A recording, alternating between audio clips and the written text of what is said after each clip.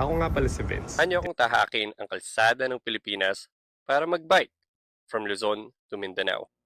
Nakwento ko ang aking origin story, mga proud akong rides at ang mga inspirasyon sa gagawin kong project. Pero hindi lang to tungkol sa bike. Alam ko kasi maraming Pilipino, pagbukas ng phone, puro bad news ang nakikita. Nakakapagod, nakakabigat. Paano kung mag-share naman tayo ng good news? Sa biyahe na to, gusto kong ipakita yung mga kwento na madalas na hindi napapansin.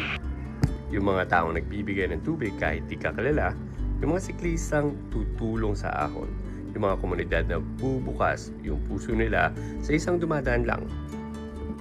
Bawat rehiyon, may mga kabaitan. Sa bawat daan, may kwento. This is Project Pilipinas 2025, with news on the road para sa ating lahat.